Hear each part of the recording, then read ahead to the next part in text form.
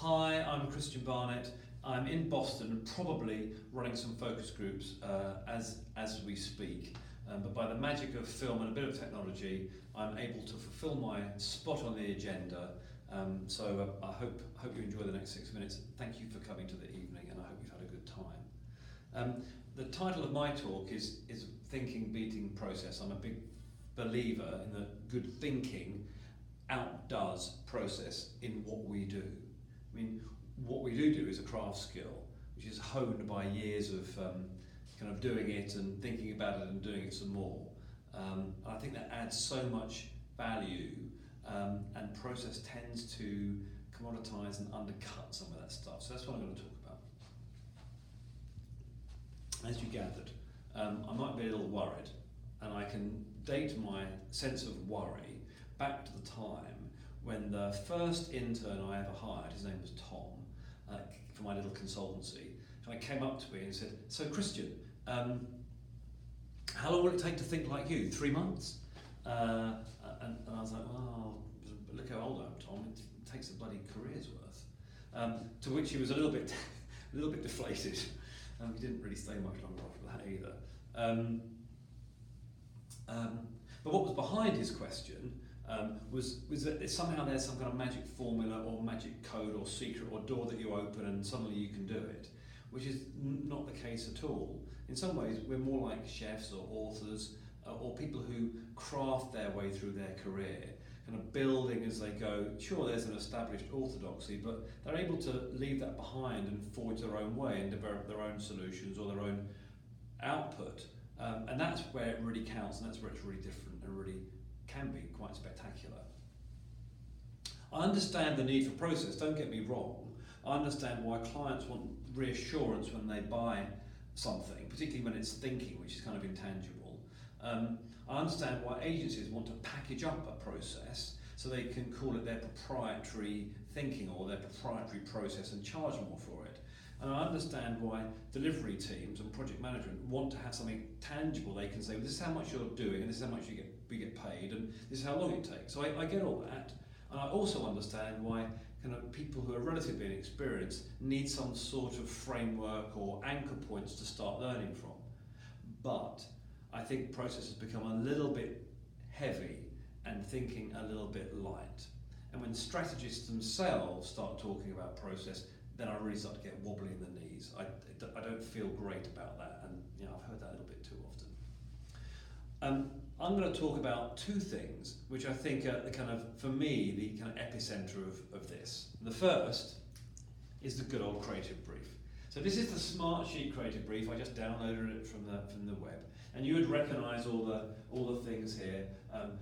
Objective: what does the project work to achieve? Target audience: who are we trying to reach? Message: what's the key idea to remember, etc., etc. Well, I think we need a creative brief. We need to trigger work, and we need to inspire, and we need some sort of sense of what are we working to. So you understand that. But two issues with the creative brief for my money. Firstly, what people start doing is they see the heading for the box, fill the box in. So I think they've done that one.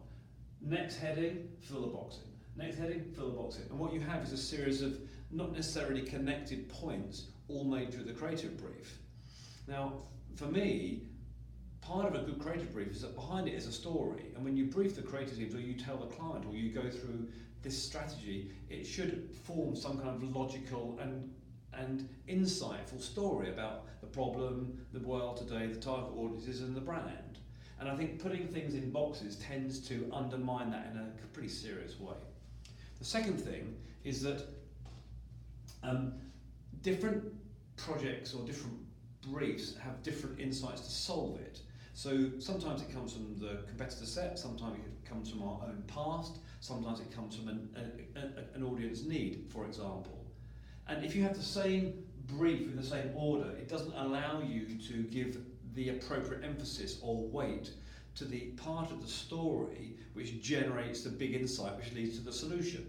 So I've got a couple of reasons why briefs are great, we need them, but sometimes they can become, more often than not, as far as I can see, just become a series of boxes to fill in, which is not inspirational, and it's not really where I think the value in this job is. The second I'm going to call out is the good old, strategic brand development framework or process. This is a standard one. I've probably done this chart myself 100 times. But what this does, it leads us to believe that anybody can fill the boxes in. And you know what? Anybody who spent some time in the industry probably can. But that doesn't mean there's a strategy. And it doesn't say what happens once you've filled the boxes in, how to get to this strategic positioning, which will give you a great springboard for creative development. And that bit is the magic bit, and that bit is not clear from this. So if you read this or you listen to people talk about this, they'll often say it's a series of things to do, activities, and we get to this strategic positioning. And they forget the most important thing, which is the thinking bit, the creative thinking bit, the little leaps that we make that bring things home and start to really inspire. This chart also doesn't talk about differentiation, doesn't talk about the need for relevance, it doesn't talk about the business problems which are being faced. So there's a whole lot missing around this kind of chart, which I think, it's part of what we do, and quite frankly, it's the stuff that elevates up what we do. All right, so I guess I finish up by talking about how, for me, the principles of how we do stuff is more important than the process. And I'm just going to call out that analogy of the chef again before I finish. If we follow a recipe, all we can do is that recipe. We don't learn how to cook, we learn how to do the recipe.